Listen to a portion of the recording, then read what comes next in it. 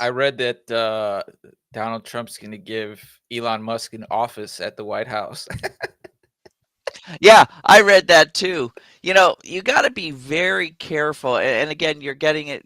I've lived here just about, well, not my whole life, but I lived here for until I was 18. And then I moved back when I was around 40 years old, and have lived there for the last 10 years. But nothing's really changed.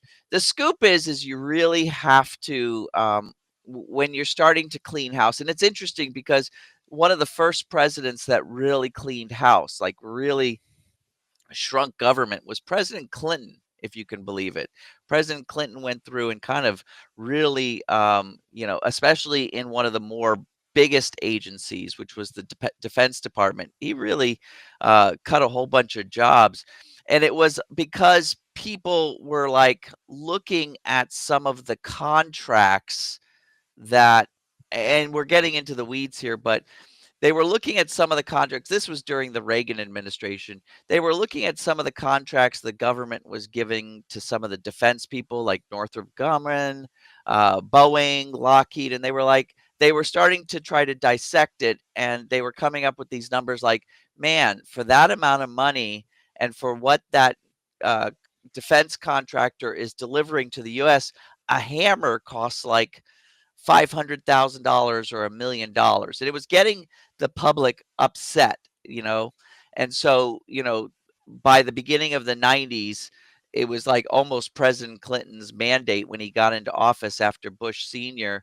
to cut down the Defense Department, because there was almost like this, there was a lot of hype around waste.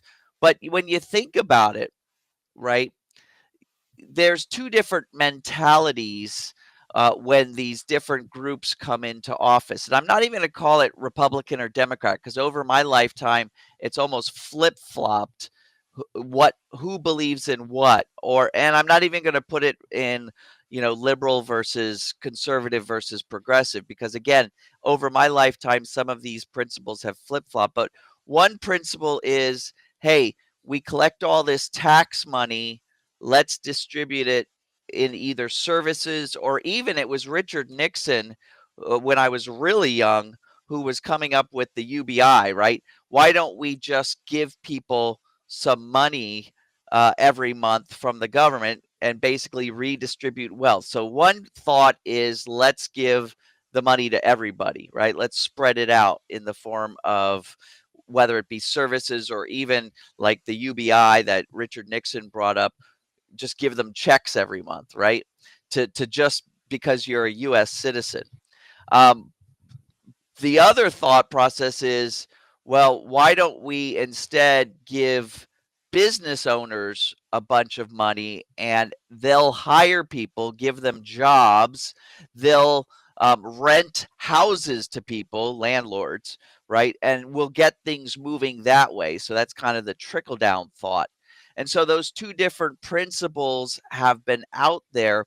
And the question is, which one distributes the money better? Because monetary policy is like, they look at the overall picture. They group billionaires in with people who are barely making paycheck to paycheck, and they make sure it works for the average person. But what we've noticed is this huge extreme between who's got a lot of money and who's got little money. That's fiscal policy, right? And that comes to these whole thoughts on what to go on. And one of the ways that, you can distribute money that's agreeable to everybody is to give them government jobs, right? Instead of just handing them a check every month, and saying, here's your universal basic income for being a US citizen, here's $300 a month. And if you want to earn more, great. If you want to just live on it, instead of doing that, you give them jobs, right? And the jobs come from the government. This came from FDR during the Great Depression. You give people jobs and you pay them that way, so you get some work out of them. And so that's all well and good. So you literally pay people to do stuff for the government, and that's a way for distributing wealth to people. And you get something back in theory.